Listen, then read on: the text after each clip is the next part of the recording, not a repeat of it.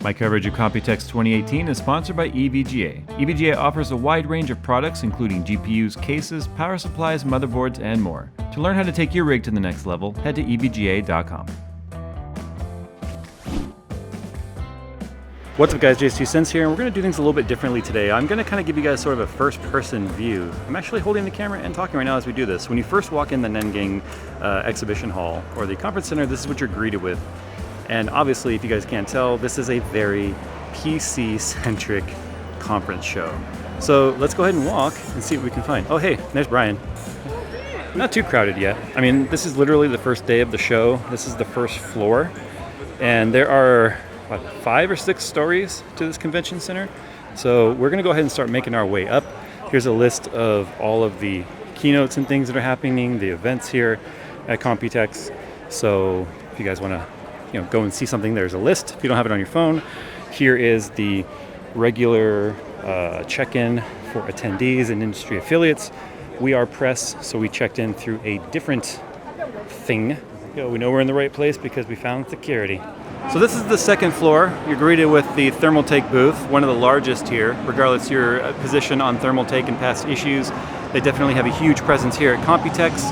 Okay, so I'm gonna show you guys one of the coolest mods here I've seen so far, and I'm showing you the plate of his name because I guarantee I would mutilate it, but look at that. That is pretty intense. Wow. Yeah, that's cool. Radiator built into the GPU looks like it's part of the engines and stuff. It is really big too. Let's go and check out some of what Zotac has to offer. Okay, so this caught my attention right here. This is the ZBox PI225. It's running the Intel Gemini Lake P4000 CPU. It is actually a full functioning PC. It's about the size of a 2.5-inch SSD.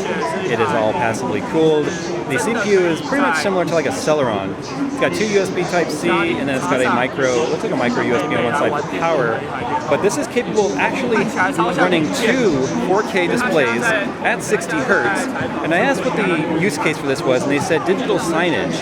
But they said you can actually do a 4K playback at 60 Hertz, something like Netflix or movies or whatever, with one 4K at 60 Hertz. So it can't do dual 4K at 60, but it can do a single display. That is crazy. So I'm starting to look at this as like, I don't have full specs on this, like in terms of storage and all that yet, but the use cases that come to mind on this now are just kind of making my head go crazy, because I'm thinking about car PCs and movie playback for cars and on-the-go computing. Obviously you're not rendering videos or playing games or anything on it, but the fact that you can do, you see these signs and stuff that are all over the place. That one's not moving, but there's a lot of moving signs around here. There's one back over there at the ASUS booth. So this is the kind of stuff that you could actually do with this type of form factor.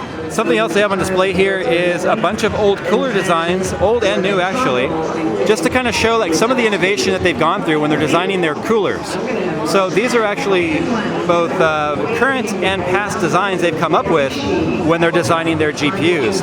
So they went ahead and did this because they wanted to show you how, even though there's no new GPUs coming out right now, they just want to kind of show some of the design concepts that they've come up with in the past when it comes to GPU design. So they've tested things like different types of fan design, different types of heatsink design, different types of orientations of the fans. This one on the top right here, if you look at it, you can see they're all actually kind of angled towards the back, which definitely, they're trying to design open air cooling like this to push it out the back of the case.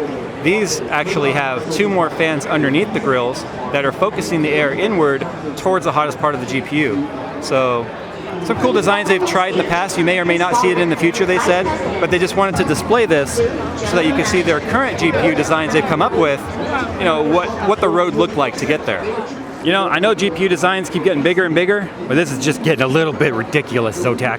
No, just kidding. This is just a big display they're showing some of their new RGB technology they're integrating into their GPUs. I think they should make one that big. What do you guys think? That's huge. Wow.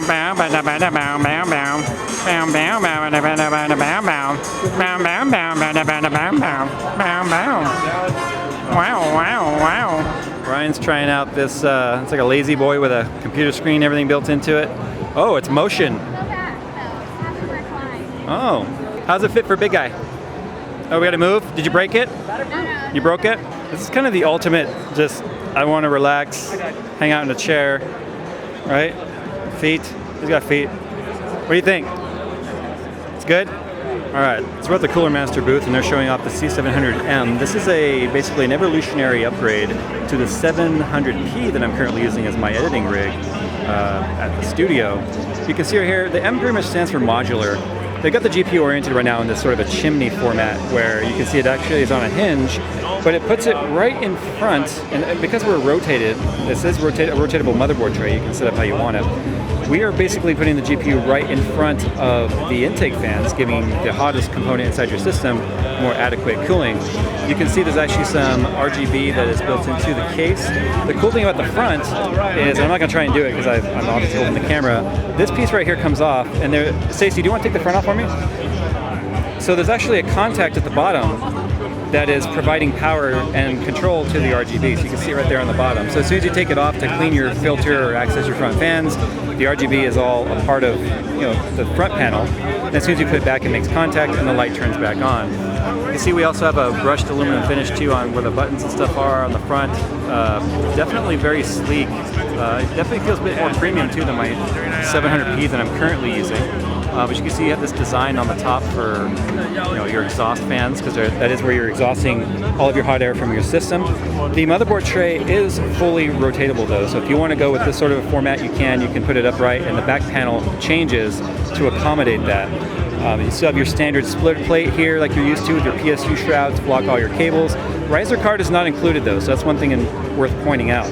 But what they wanted to kind of accommodate here is those folks that sort of want to customize their case and make it their own, but they're not modders, can actually do this now with the C700M. I almost called it a P because that's what I've been using.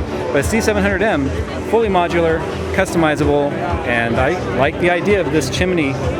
They call it a chimney. There's no intake fans on the front. Obviously I would use intake fans, but they call it the chimney mount for their GPU. Yeah, very interesting and unique.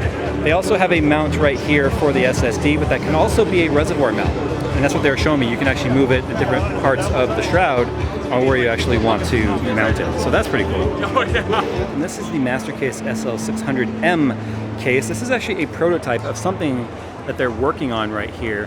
What you're gonna notice is it's got hey, you can see my legs. It's got two 200 millimeter fans on the bottom, pulling air up through the chassis, into the top, and then out through the rear vent. Let me show you the back side of this, because my first thought on this is the prototype where they're asking for feedback on. You can see we have a rear vent right here. You can also see there's a block off for no fan right there.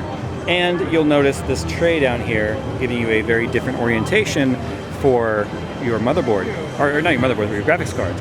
And the reason for that is they're promoting this airflow from the bottom to the top. Now they were asking for feedback, and I basically suggested that they're gonna have another H500 fiasco on their hands if they go with this super tiny, super fine hole type of mesh. Yes, it is venting out the rear right here, but as you know, anytime air has to make a 90-degree bend, it becomes extremely, the velocity of the air becomes extremely limited, and it becomes reduced significantly. So that's why there's also no fan right here, because they want to promote all the air to go through to the top. One thing I also suggest is maybe lift this up and raise it a little bit, so that instead of being flat, it's sitting here like this, maybe just a little bit raised, and then they open up the mesh in the middle right here. So that was one of my suggestions. But what you're noticing right here on the bottom, this tray is rotatable.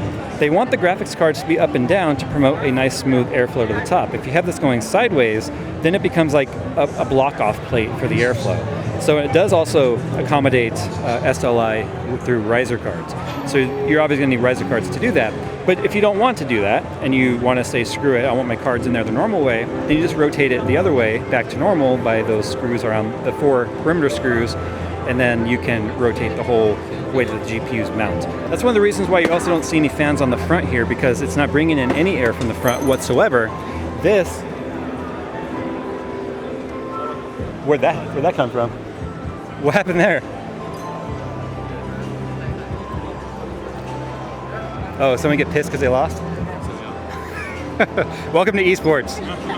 So on the front here, there's absolutely no air intakes because the air, as I mentioned, is coming in through the bottom of the case. Now, one thing they also have right here, you can see we've got some, well, maybe we should focus here. You can see we've got lit RGB, or not RGB, but just LED lit USB, fan controller on the left, and then a fan controller on the right. But this is actually motion sensitive. So if you wave your hand in front of it, that's what makes the lights and stuff turn on. This is a concept they're working on. I asked them how expensive this was to incorporate. They're like, this is a little bit pricey. I asked if maybe they would consider not doing this to save price, and they were like, no, we want to do this. So I just thought I would show that.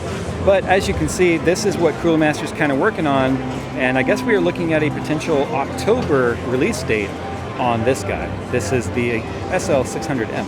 What do we got here? So here we are at Acer, and this right here is the Predator X27, a lot of glare, but the X27, 144 Hertz refresh rate, 4 milliseconds response time, HDR 4K panel, aka a $2,000 panel for gaming and stuff. I don't know, what do you guys think? Would you pay $2,000 for this? I mean, you could technically buy a TV, but yeah, I guess obviously the consumer's choice. You make your own choices. I wouldn't buy it. All right, guys, we are at G-Skill right now. We're going to talk about a new RAM stick they've got right here. This is their Trident Z RGB Royal. So it is actually like a polished aluminum, which is very classy, as you can see. But it also has this sort of a crystal top where the RGB is actually inside of the module, refracting off of all of those different angles that are kind of cut into the plastic top right there. So it's got kind of a very crystally look to it. It's not a direct RGB lit piece like you're used to seeing with their top. It's not available yet. It's not gonna be available until, well, later this year. I guess this has only like been confirmed a thing 2 days ago. But they also are showing off some other things they got here. We got some low profile Ares X DDR4. They admit that they've been lacking low profile with a lot of their memory. This is the Flare X, something we're used to seeing obviously with the Ryzen stuff. Here's the Ripjaws V. All of this is taller profile memory, which can impact a lot of air coolers. But this is obviously their crown jewel for this year, the Royal. You guys tell me what you think about that. It's obviously quite a bit different, because this is what you're used to seeing with Ripjaws, is this sort of a lit top panel that is translucent plastic, and the RGB is directly underneath that. And don't get me wrong, it looks good, but it's definitely different. So you guys tell me what you think about the Royal. All right, guys, so that's going to wrap up our first day here at Computex 2018. Do me a favor, head on over to evga.com. Thanks to EVGA for sponsoring our trip this year. And what I need from you guys is to tell me what you would like for us to go and cover, if you've already seen some things, and how you like this first-person format. It's different, obviously. I don't have a cameraman here with me this year. It's just me and Brian, and I thought this would be a neat kind of first-person perspective.